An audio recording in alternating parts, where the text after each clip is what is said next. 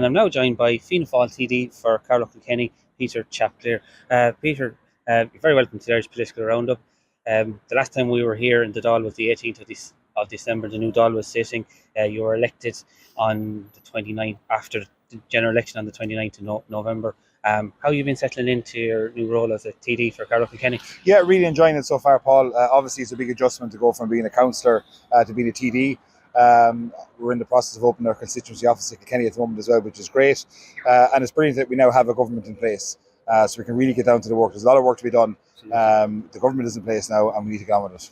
And on the 22nd of January, you asked the question of the then acting Minister for Transport, Eamon Ryan, on the status of the completion of the Northern Ring Road, and you've subsequently got more detail from the new minister, your party colleague, Dála O'Brien. What can you report back to the people of Kilkenny about this? Well, this is a number one priority for me over the next number of months, is to get this particular project, the ball rolling and complete. So we're at the situation now where it's going to option stage. Finance is going to be made available, and it's a key priority for this government that the Northern Ring Road extension be completed. The funding will be made available, and it will be a game changer for Kilkenny when we get it over the line. It will take a little bit of time, but there's no issue in terms of the funding. It will be made available.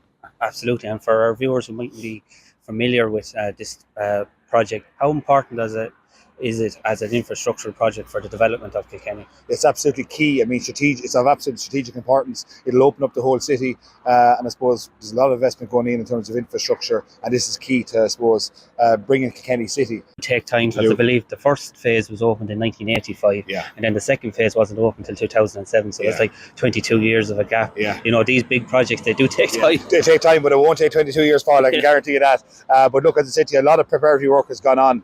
We're going to option stages, which basically means that we'll look at different options that are available. The funding has been made available for that, and once option stages are complete, we'll be going to hopefully construction pretty quickly after that. So as I said to you, this is a key priority. It's a key infrastructural priority for me and for Kilkenny and for the programme for government as well.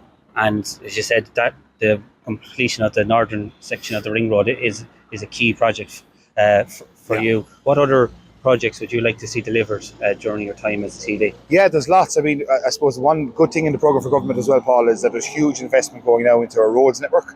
So there are a lot of rural roads, in particular in Carlow and Kilkenny, lanes, whatever, that they really need upgrading. So you're going to see a significant increase in funding for our roads, particularly rural roads, over the next number of years in this programme. I suppose infrastructurally, we need bigger investment in things like water. So, for example, we have the wastewater treatment plant now in Gorn coming on board, which will service like Paulstown and Gorse Bridge and Scafferstein and areas like that. So we need to keep investing in those key infrastructural I suppose, projects to enable, I suppose, growth and development of our towns and villages. Another one, it's a big issue, I suppose, at the moment, is a lot of talk on the storm. But we have 6 flooding projects in Kilkenny. The funding has been made available, and it's very, very slow. And I spoke at our parliamentary party meeting last night about the importance of getting these projects over the line.